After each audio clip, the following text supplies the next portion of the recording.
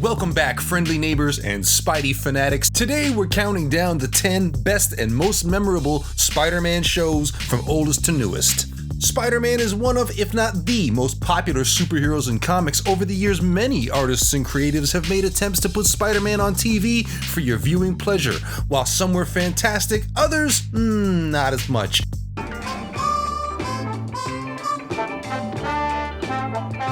Holy abomination! Snowmen! Number 10, Spider-Man 1967. Ah, yes, the old classic Spider-Man with memes that will last for a lifetime. This show pretty much follows the same origin story as the others. Peter Parker gets bit by a spider, decides to go crime fighting, balances his love, work, and superhero life. This show is a classic with all of the villains from Spider-Man's Rogues Gallery. Green Goblin, Dr. Octopus, Mysterio. This show may be not as serious and doesn't always make the most sense. It's a goofy, fun cartoon that kids and adults can watch and laugh at together, like the old Adam West Batman. It has great moments and memorable episodes, and overall it's a great show if you're new to the Spider-Man world. Oh, but there's more! Number 9, Spider-Man 1977. Spider-Man's first TV live-action appearance came in 1977 with The Amazing Spider-Man on CBS, starring Nicholas Hammond of Sound and Music fame. It premiered as a 2-hour made-for-TV film followed by 2 seasons of the show. Superhero shows were a novel idea back in the 70s, so if you decide to revisit this show, don't expect to see any goblin gliders flying around. Although the series earned good ratings, the CBS television network canceled it after just 2 seasons, along with Wonder Woman, to avoid being labeled as the superhero network. The series was broadcast only sporadically during the 2nd season. Several episodes from this series were released as full-length motion pictures outside the US. 3 movies were released overseas: Spider-Man in 77, Spider-Man Strikes Back in 78, and Spider-Man The Dragon's Challenge in 1981.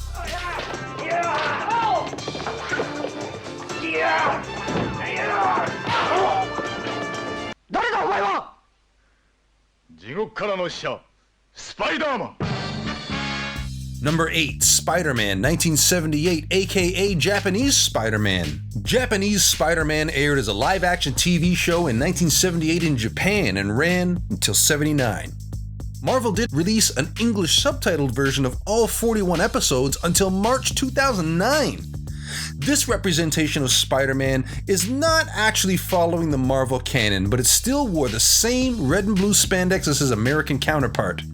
This Spider-Man's name was Takayuya Yamashiro, a 22-year-old motocross racer. Takuya also has a younger brother, sister, and a girlfriend. He did have a father, but the father died in the 2nd episode because Spider-Man isn't Spider-Man without a dead relative. This Spider-Man fights a different type of villain, the Iron Cross Army, an alien army that has destroyed many galaxies for their goal of conquest. This army also destroyed a planet that was inhabited by a race of spiders called Planet Spider. One specific spider named Garia escaped and crash-landed on Earth and bit Takuya. Also, this is old-school Japan, so a show is never complete without giant robots. Spider-Man has his own personal robot named Leopardon, a 25,000-ton robot that helps Takuya whenever he's in serious danger from fighting the Iron Cross Army. Takuya has the same powers as Spider-Man: strength, speed, agility, stick to walls, and spider sense. However, the notable flaw is this Spider-Man's very terrible weakness to the cold, just like a regular insect. He also has a bunch of equipment such as the spider bracelets, spider strings, spider net, spider machine GP7, and the Marveler. This Spider-Man was well liked by fans and has been rumored to be in the next Into the Spider-Verse movie. Ho, I know I can't wait to see it. Number 7, Spider-Man and His Amazing Friends. The animated series Spider-Man and His Amazing Friends is a crossover series related to the solo animated Spider-Man show that aired around the same time in 1981. This 3-season Marvel production originally ran in 81 through to 83. It stars Peter Parker as Spider-Man along with Bobby Drake, Iceman, and Angelica Jones, Firestar. During early production, the show was intended to star Peter Parker, Bobby Drake, and Peter's good friend Johnny Storm, aka the Human Torch. However, issues came came about and the role was filled with a character with similar strengths, the oh-so-popular Firestar. In January 2009, Spider-Man and His Amazing Friends placed 59th in the superior list of the top 100 animated series of all time. The series is based on the trio in Earth 8107 as college students at Empire State University. After overthrowing the Beetle and recuperating the power booster from Tony Stark, the three decided to officially become the Spider-Friends. While living in Peter's Aunt May's home with Ms. Lion the dog, Spider-Friends seek to battle villains from the Marvel Universe. Along the way, they team up with some of Marvel's most loved heroes, including Iron Man, Sunfire, Captain America, and the X-Men. Interestingly, the famous Stan Lee was the narrator for seasons 2 and 3. Spider-Man and His Amazing Friends adapted into the Ultimate Spider-Man comic book when Peter Parker, Bobby Drake, and Johnny Storm lived with Aunt May. Overall, a good watch if you're into throwbacks. No, wait. How about that guy from Aerosmith? Number 6, Spider-Man 1994. Spider-Man the Animated Series is a classic. It's one of the best 90s cartoons to come out, next to Batman the Animated Series. It aired in 1994 and had 5 solid seasons before it finished its run in 1998. This Spider-Man had some of the most memorable villains ever put to screen. Hobgoblin, Green Goblin, Rhino, Shocker, Venom, Carnage, Dr. Octopus, Lizard, and even Morbius. This show had the most cameos and team-ups in any Spider-Man series. The X-Men, Daredevil, Blade, Punisher, Iron Man, Doctor Strange, Fantastic Four, War Machine, and Captain America. This show was not afraid to touch on dark topics that happen in the real world. Gang life, false imprisonment, mental health, etc. You can watch this series and truly understand the success and consequences being a superhero comes with. Looking back at it now, it still is considered one of the top Spider-Man series of all time. Face it, Tiger. You just hit the jackpot. Number 5, Spider-Man Unlimited, 1999. Spider-Man Unlimited, the animated series, aired in late October 1999 and concluded in March 2001. Although a fairly low-budget series, Season 2 wasn't produced, leaving the series and audience with a cliffhanger. The series begins with John Jameson, son of J. Jonah Jameson, retreating to a single-man mission to Counter-Earth, a second Earth found on the far side of the sun. On board his ship, John is dumbfounded at the appearance of the vicious Venom and Carnage hitching a ride on the space shuttle. After being contacted by John, Spider-Man designs a suit built out of stealth technology and anti-symbiotic sonic weaponry. Marvel and Sony were creating the Spider-Man movie around this time, so Saban had to recreate a new suit look for our friendly neighborhood Spider-Man. Spider-Man travels to rescue John but is unsuccessful in the fight. When contact from the shuttle is lost, society believes that Spider-Man is dead alongside the mission. But in reality, Spider-Man and John have landed on Counter-Earth and witnessed the high evolutionary of superior bestials, hybrids of both animals and humans being treated as a minority. The two stay on Counter-Earth and blend into the unusual society where villains are heroes working for the Resistance. Number 4, Spider-Man the New Animated Series, 2003. Spider-Man the New Animated Series was released in 2003 on MTV. This story follows the events of the first Spider-Man film where Norman Osborn is dead. Peter Parker, Mary Jane, and Harry Osborn attend Empire State University.